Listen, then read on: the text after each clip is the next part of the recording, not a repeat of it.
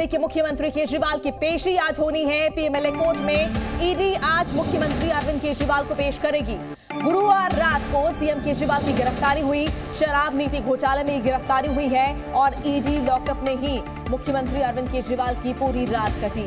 कल शाम को 7 बजे जब ईडी की टीम उनके आवास पर पहुंची, 2 घंटे तक लगातार उनसे पूछताछ हुई और ऐसे में करीब 9 बजे के आसपास गिरफ्तारी की खबर आई। और ऐसे में ये बड़ी जानकारी आ रही है, दिल्ली के मुख्यमंत्री अरविंद केजरीवाल की आज पेशी होनी है। ईडी आज कोर्ट में उन्हें पेश करेगी, रिमांड मांगेगी। देखना यह है कि कितने दिन की कोर्ट रिमांड यहां पर ईडी को देती है। तो आज पीएमएलए कोर्ट में पेश करेगी ईडी मुख्यमंत्री अरविंद केजरीवाल को। गुरुवार रात देखिए सीएम केजरीवाल की गिरफ्तारी हुई और शराब नीति घोटाले में गिरफ्तारी हुई है। ईडी लॉकअप में ही मुख्यमंत्री अरविंद केजरीवाल की रात कटी और लगातार देखिए विरोध जिस तरह से इस पूरे मामले को लेकर हो रहा है, आज भी प्रदर्शन की कई तरह की स्थिति देखने को मिल सकती है। और एक और बड़ी खबर देखिए, गिरफ्तारी के खिलाफ कोर्ट पहुंची है आम आदमी पार्टी। सुप्रीम कोर्ट में आम आदमी पार्टी ने याचिका दायर की है। आम आदमी पार्टी ने जल्द सुनवाई की मांग की थी। कोर्ट का देर रात सुनवाई करने से इनकार यहां पर हो गया था और आज फिर सुप्रीम कोर्ट जाएंगे वकील। जल्द सुनवाई की अपील यहां पर करेंगे आम आदमी पार्टी के कार्यकर्ता।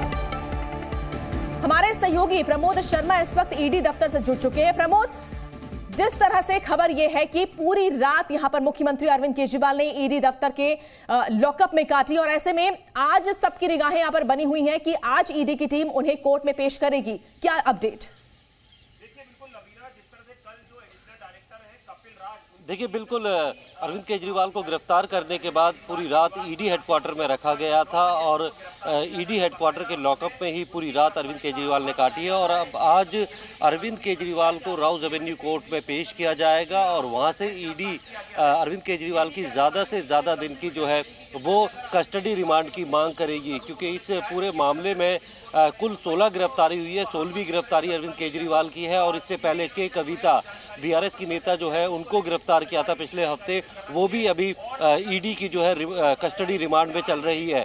तो जाहिर सी बात है कि जो के कविता की रिमांड भी खत्म होगी तो उनकी रिमांड को बढ़ाने के लिए ईडी जो है वो कोर्ट को बोलेगी और साथ में अरविंद केजरीवाल को भी रिमांड पे लेने के बाद इस केस के ये 2 सबसे बड़े किरदार हैं। इसमें मनीष सिसोदिया, अरविंद केजरीवाल और के कविता, इन तीनों के इर्द गिर्द ये पूरी जो नई आबकारी नीति थी, इसकी जो कहीं ना कहीं पूरी जो इसको बनाने में किस तरीके की सहमति होगी, किस तरीके का प्रॉफिट मार्जिन शेयर होगा, वो इन तीनों को पता था।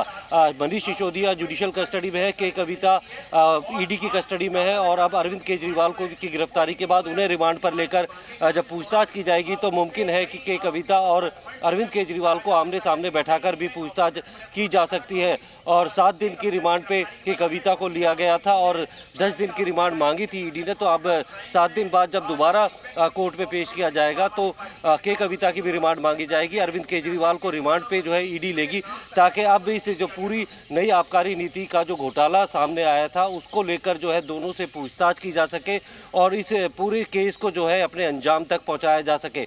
लगातार जो है जो हमें ईडी के सूत्रों से जानकारी मिली थी कि जब इस केस की जांच शुरू की थी पीएमएलए के तहत ईडी ने, तो शुरुआत में ही ईडी को जो है अरविंद केजरीवाल की भूमिका और के कविता की भूमिका के बारे में पता चल गया था, लेकिन चूंकि दोनों ही काफी बड़े पद पर थे और ऐसे में सीधे तौर पे हाथ डालने से पहले जो जितना भी बिल्कुल प्रमोद, आप नजर बना रखें, आगे भी आपसे जानकारी हम लेते रहेंगे। लेकिन बड़ी खबर यह कि दिल्ली में आम आदमी पार्टी का आज प्रदर्शन होना है, ये बड़ी जानकारी। बीजेपी मुख्यालय पर आज आम आदमी पार्टी जो है प्रदर्शन करेगी। सीएम केजरीवाल की गिरफ्तारी का विरोध किया जाएगा, तो पार्टी कार्यकर्ताओं से अपील की गई है और बड़ी संख्या में पहुंचने के लिए कहा गया है। आम आदमी पार्टी लगातार इस पूरे मामले को लेकर प्रदर्शन करने वाली है, विरोध यहां पर कर रही है। हमारे सहयोगी लगातार प्रमोद बने हुए हैं ईडी दफ्तर के बाहर। प्रमोद, एक तरफ ईडी अपना काम करेगी, ईडी मुख्यमंत्री को यहां पर कोर्ट लेकर आएगी, लेकिन आम आदमी पार्टी का प्रदर्शन होना है। देखिए बिल्कुल, ये पहले से ही तय था कि अगर अरविंद केजरीवाल गिरफ्तार होते हैं तो आम आदमी पार्टी अरविंद केजरीवाल की गिरफ्तारी के खिलाफ पूरे देश भर में या दिल्ली में प्रदर्शन करेगी और लोगों को कहीं ना कहीं ये समझाने की कोशिश करेगी कि अरविंद केजरीवाल को जानबूझकर चुनाव से पहले बीजेपी के कहने पर ईडी ने गिरफ्तार किया है। कल अगर आप देखें अरविंद केजरीवाल की गिरफ्तारी के बाद जिस तरीके से आम आदमी पार्टी के नेताओं ने प्रेस कॉन्फ्रेंस करी, उसमें कहीं ना कहीं एक पूरे तरीके से भाषण दिया गया और उसमें यह बताया गया कि इस मामले में जानबूझकर बीजेपी के कहने पर जो है ईडी ने अरविंद केजरीवाल को गिरफ्तार किया है। पहली बार ऐसा हो रहा है कि एक चुना हुआ मुख्यमंत्री उसे ईडी गिरफ्तार कर रही है। इस पूरे मामले को अब लेकर जो है लोगों की जनताओं के बीच में जाएगी ताकि उसका जो पॉलिटिकल माइलेज है वो आम आदमी पार्टी को मिल पाए।